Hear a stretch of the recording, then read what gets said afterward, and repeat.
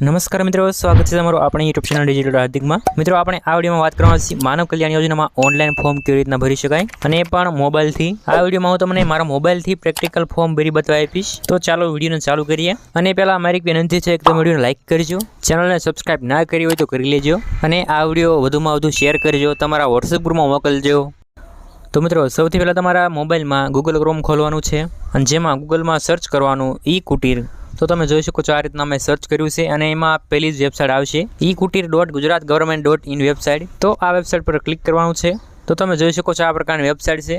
તો આ વેબસાઇટમાં જમણી સાઈડમાં લોગિનનું પેજ છે, તમે જોઈ શકો છો આ રીતના લોગિનનું બોક્સ છે। જો તમે આ વેબસાઇટમાં અગાઉ રજિસ્ટ્રેશન કર્યું હોય તો તમારી પાસે યુઝર આઈડી અને પાસવર્ડ હશે, તો આઈડી પાસવર્ડ નાખી તમે લોગિન થઈ શકો છો। અથવા તમે પહેલી વાર આ વેબસાઇટમાં છો અને નવું ફોર્મ ભરવા માંગો છો તો લોગિન બટન નીચે રજિસ્ટ્રેશન ક્લિક કર એવું લખ્યું છે, તો એમાં ક્લિક કર લખ્યું છે તેના પર ક્લિક કરવાનું છે। ત્યાર પછી તમારી સામે આવી એક સ્ક્રીન આવી જશે જેમાં તમારે તમારી વ્યક્તિગત માહિતી આપવાની છે, જેમાં સૌથી પહેલાં તમારું પૂરું નામ લખવાનું છે અંગ્રેજીમાં અને એ આધાર કાર્ડ પ્રમાણે। ત્યાર પછી બાજુમાં આધાર કાર્ડનો નંબર નાખવાનો છે, લિંગ સિલેક્ટ કરવાની સ્ત્રી છે કે પુરુષ, ત્યાર પછી જન્મ તારીખ નાખવાની, ત્યાર પછી મોબાઈલ નંબર લખવાનો, ઈમેલ આઈડી લખવાની અને એક પાસવર્ડ બનાવવાનો છે। પાસવર્ડ એવો બનાવવાનો કે જેમાં નંબર આવવા પડે, પહેલી ABCD, બીજી ABCD અને અક્ષર આવવા પડે, સ્પેશિયલ કેરેક્ટર આવવા પડે। ઉદાહરણ તરીકે તમે વિડીયોની સ્ક્રીન ઉપર જોઈ શકો છો આ રીતના પાસવર્ડ બનાવવાનો છે। કન્ફર્મ પાસવર્ડમાં એનો ફરીવાર પાસવર્ડ નાખવાનો છે, ત્યાર પછી કેપ્ચા કોડ ભરવાનો છે। હવે મિત્રો, અહીંયા ઘણા લોકોને એરર આવે છે, કેપ્ચા કોડ બરાબર નાખે છે પણ તોય એરર આવે છે। હાલમાં અત્યારે બધા લોકોને આ જ પ્રશ્ન આવે છે, તો આના સોલ્યુશનમાં તમે થોડાક દિવસ રાહ જુઓ, થોડા દિવસ પછી તમે આ ફોર્મ ભરજો। આ ફોર્મ ભરવાની છેલ્લી તારીખ 31/5/2025 છે, હજી ઘણી વાર છે, તમે નિરાતે ફોર્મ ભરજો। આ વિડીયો અપલોડ થયા તારીખથી અઠવાડિયા પછી તમે ફોર્મ ભરજો। તો હવે આગળની પ્રોસેસ જોઈએ। તો આ એરર વહી જાય પછી તમારે નોંધણી બટન પર ક્લિક કરવાનું છે, ત્યાર પછી આવો એક ડાયલોગ બોક્સ આવશે જેમાં તમારી માહિતી ચેક કરી લેવાની છે, જો બરાબર લાગે તો પુષ્ટિ કરો તેના પર ક્લિક કરવાનું છે। તો ત્યાર પછી તમારી નોંધણી થઈ જશે અને તમને એક યુઝર આઈડી આપવામાં આવશે, મોબાઈલમાં મેસેજ પણ આવી ગયો છે, તો આમાં તમારે ઓકે બટન પર ક્લિક કરવાનું છે। તો હવે આપણી પાસે યુઝર આઈડી અને પાસવર્ડ આવી ગયા છે, તો એ યુઝર આઈડી અને પાસવર્ડ નાખવાનો છે અને બાજુમાં આપેલ કેપ્ચા કોડ ભરવાનો છે અને ત્યાર પછી લોગિન બટન પર ક્લિક કરવાનું છે। તો ત્યાર પછી તમારી સામે આવી એક સ્ક્રીન આવશે, આમાં તમારી પર્સનલ માહિતી આપવાની છે, જેમાં સૌથી પહેલાં અરજદારનું પૂરું નામ લખવાનું છે, અંગ્રેજીમાં લખેલું જ છે, બાજુમાં ગુજરાતીમાં પૂરું નામ લખવાનું છે, ત્યાર પછી અરજદારના પિતા અથવા પતિનું નામ લખવાનું છે, પહેલાં અંગ્રેજીમાં લખવાનું અને બાજુમાં ગુજરાતીમાં લખવાનું છે, ત્યાર પછી અરજદારનો આધાર કાર્ડ નંબર, જન્મ તારીખ નાખી લીધી છે, ત્યારબાદ તમારે અરજદારની જાતિ સિલેક્ટ કરવાની છે, SC, ST, EBC, CBC, તમે જે પણ જાતિમાં આવતા હોય એ સિલેક્ટ કરવાની। ત્યાર પછી અરજદાર અપંગ છે કે નહીં, હા અથવા ના જવાબ આપવાનો। ત્યાર પછી બાજુમાં આ જગ્યાએ તમારે અરજદારનો ફોટો સિલેક્ટ કરવાનો છે, તો ફોટો અપલોડ કરવા માટે અપલોડ બટન પર ક્લિક કરવાનું છે, તો જેમાં તમારે પાસપોર્ટ સાઇઝનો ફોટો અપલોડ કરવાનો રહેશે, તો તમારે આ રીતે ફોટો સિલેક્ટ કરી લેવાનો છે। અને મિત્રો, આ ફોટાની સાઇઝ 1 MB કરતાં ઓછી હોવી જોઈએ, નહીં તો પછી ફોટો અપલોડ નહીં થાય અને આવી એરર આવશે। અને મિત્રો, ફોટાની સાઇઝ ઘટાડવા માટે એક વેબસાઇટ છે જ્યાંથી તમે 1 મિનિટમાં તમે આ ફોટાની સાઇઝ ઘટાડી શકો છો, વેબસાઇટની લિંક ડિસ્ક્રિપ્શનમાં આપી દઈશ। તો તમે જોઈ શકો છો આ ફોટો અપલોડ થઈ ગયો છે।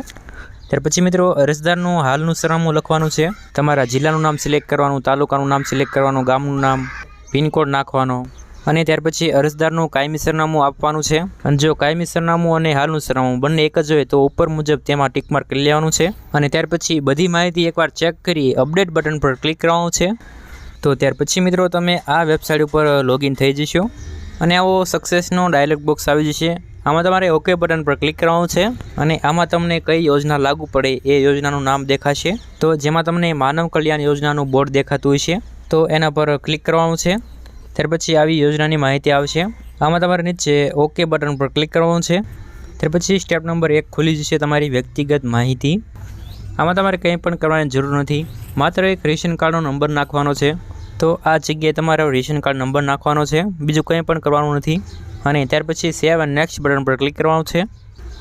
ત્યાર પછી સ્ટેપ નંબર 2 અરજીની વિગતો, તો જેમાં તમારે સૌથી પહેલાં ટૂલ કિટ્સનું નામ સિલેક્ટ કરવાનું કે તમારે કયા ધંધા માટે ટૂલ કિટ લેવી છે એ ધંધાનું નામ સિલેક્ટ કરવાનું। તો આમાં 10 પ્રકારના ધંધા છે, તો આ ગમે તે એક ધંધો પસંદ કરવાનો છે। ત્યાર પછી મિત્રો, કે તમે કેટલું ભણેલા છો એ સિલેક્ટ કરવાનું, 10 પાસથી નીચે, 10 પાસથી ઉપર, તમે જેટલું ભણેલા હોય એ સિલેક્ટ કરવાનું। ત્યાર પછીની વિગત 3 પૈકી કોઈ એક વિગત ભરો, તો મિત્રો જો તમારી પાસે BPL કાર્ડ છે અથવા શહેરમાં રહેતા હોય એની પાસે રોજગાર કાર્ડ છે, જો એ કાર્ડ હોય તો એ કાર્ડના નંબર લખવાના છે, જો બંનેમાંથી એક પણ કાર્ડ નથી તો તમારે વાર્ષિક આવક લખવાની છે, તમારા વાર્ષિક આવકના દાખલામાં જે પણ આવક હોય એ આવક લખવાની. ત્યાર પછીની વિગત છે ધંધાની વિગત. તો મિત્રો તમે જે ઉપર ટૂલકીટનું નામ સિલેક્ટ કર્યું એ જ નામ અહીં લખવાનું છે અને બાજુમાં ધંધો વારસાગત છે કે નહીં હા અથવા નામાં સિલેક્ટ કરવાનું. ત્યાર પછી બાજુમાં ઈ શ્રમ કાર્ડ નંબર લખવાનો છે. હવે મિત્રો આ નંબર ફરજિયાત આપવાનો છે, એટલે જો તમારી પાસે ઈ શ્રમ કાર્ડ નથી તો કઢાવી લેજો. અને મિત્રો આ ઈ શ્રમ કાર્ડ તમારા મોબાઈલથી પણ કાઢી શકો છો. એના વિશે મેં વિડીયો બનાવેલો જ છે, જે વિડીયોની લિંક ડિસ્ક્રિપ્શનમાં આપી દઈશ. ત્યાર પછીની વિગત છે અરજદારનો ક્ષેત્ર, કે તમે જે ધંધાનું નામ સિલેક્ટ કર્યું એ ધંધો તમે ક્યાં કરો છો, શહેરમાં કે ગામડામાં. તો તમારે જે પણ ઓપ્શન લાગુ પડે એ ઓપ્શન સિલેક્ટ કરો.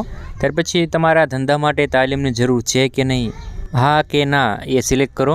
ત્યાર પછી તમારે લોનની જરૂર છે કે નહીં હા અથવા ના સિલેક્ટ કરો. ત્યાર પછી તમે જે ધંધો કરો છો એનું સરનામું આપવાનું છે. રાજ્યનું નામ સિલેક્ટ છે, જિલ્લાનું નામ સિલેક્ટ કરવાનું, તાલુકાનું નામ સિલેક્ટ કરવાનું, સરનામું લખવાનું, પિનકોડ આપવાનો છે.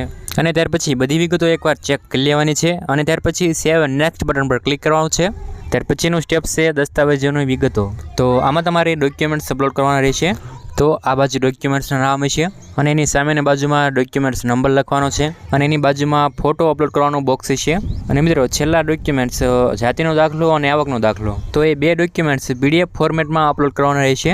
અને ફોટામાંથી PDF કેવી રીતના બનાવી એની વેબસાઇટ પણ ડિસ્ક્રિપ્શનમાં આપી દઈશ. તો બધા ડોક્યુમેન્ટ્સના નંબર નાખી ફોટો PDF અપલોડ કરી સેવ એન્ડ નેક્સ્ટ બટન પર ક્લિક કરવાનું છે. અને ત્યાર પછી છેલ્લું સ્ટેપ નિયમો અને શરતો. તો આ નિયમો અને શરતો એકવાર તમારે વાંચી લેવાનું છે. અને ત્યાર પછી આ બોક્સમાં તમારે ટિક માર્ક કરી લેવાનું છે અને સેવ એન્ડ નેક્સ્ટ બટન પર ક્લિક કરવાનું છે. તો ત્યાર પછી તમારું આ ફોર્મ ભરાઈ જશે અને ત્યાર પછી આવું એક ડાયલોગ બોક્સ આવશે જેમાં તમને એક અરજી નંબર આપવામાં આવશે. તો આમાં તમારે અરજી પ્રિન્ટ કરો તેના પર ક્લિક કરવાનું છે, એટલે તમારી અરજીની PDF ડાઉનલોડ થવા લાગશે. તો અહીંથી તમે તમારી અરજીની PDF જોઈ શકો છો. તો મિત્રો હવે તમારે રાહ જોવાની છે, તમારા અરજીનું સ્ટેટસ જોતા રહેવાનું છે કે તમારી અરજી મંજૂર થઈ છે કે નથી થઈ. અને એ સ્ટેટસ કઈ રીતે જોઈ શકાય એના વિશે મેં વિડીયો બનાવેલો જ છે, એ વિડીયોની લિંક ડિસ્ક્રિપ્શનમાં આપી દઈશ. તો મિત્રો આ વિડીયો ગમ્યો હોય તો વિડીયોને લાઇક કરજો, તમારા WhatsApp ગ્રુપમાં આ વિડીયોને શેર કરજો અને ચેનલને સબસ્ક્રાઈબ કરજો.